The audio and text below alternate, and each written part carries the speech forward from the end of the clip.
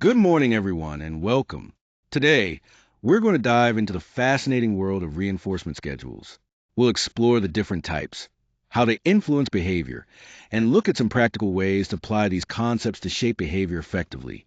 I'm excited to share this with you and hope you'll find it both informative and engaging. Let's get started. A schedule of reinforcement is essentially a rule that specifies when and how often a reward or reinforcement is given after a particular behavior occurs. This helps us understand the timing and frequency of rewards, which is crucial for learning. The main purpose of these reinforcement schedules is to control when and how often the reinforcement happens, and this has a direct impact on how behaviors are learned and maintained over time. By carefully managing this pattern, we can influence not only how quickly a behavior is picked up, but also how consistently it continues to be performed. In other words, reinforcement schedules are key tools in shaping both the speed and persistence of behavior. Here, we see the main types of reinforcement schedules, which are crucial for understanding how behavior is shaped and maintained. First, there's a fixed ratio schedule, where reinforcement happens after a set number of responses. This creates a very predictable pattern because the subject knows that after a certain number of actions, a reward will follow. Next, we have the variable ratio schedule. Unlike fixed ratio, here the reinforcement comes after an unpredictable number of responses. This unpredictability often leads to high and steady response rates, as the subject never knows exactly when the next reward will appear. Moving on to fixed interval. Reinforcement is delivered after a fixed period of time passes, regardless of how many responses occur during that time. This often results in a pattern where responses increase as the time for reward approaches. Lastly, the variable interval schedule delivers reinforcement after varying amounts of time.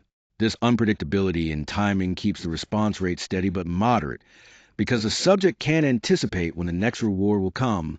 Understanding these schedules helps us see how different patterns of reinforcement can shape behavior in distinct ways.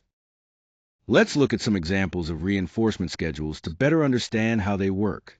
First, with a fixed ratio schedule, think about a factory worker who earns a reward every time they assemble 10 products. This setup encourages them to keep a steady pace because they know reward is coming after a specific number of actions. Next, the variable ratio schedule, like slot machines, gives payouts after an unpredictable number of plays. This randomness keeps players engaged and motivated to keep trying, hoping the next play will win. Moving on to fixed interval schedules, employees getting paid every Friday is a classic example. The reward comes at regular, predictable times, which reinforces consistent attendance and work behavior across the week. Lastly, variable interval schedules, like receiving text messages at random times, encourage people to check their phones often because they never know exactly when the next message will arrive. Each of these schedules shapes behavior in unique ways by varying when and how reward are given. When we look at fixed ratio schedules, we see that they encourage a high rate of responses, but after each reward, there's usually a pause, a kind of temporary break before the behavior starts up again. In contrast, variable ratio schedules create a steady and high response rate, without those pauses because the rewards come at unpredictable times.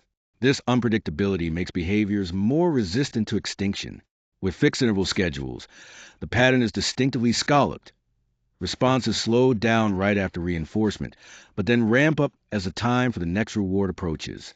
On the other hand, variable interval schedules promote slow yet steady responding because the reinforcement comes at random intervals, so the individual maintains consistent effort.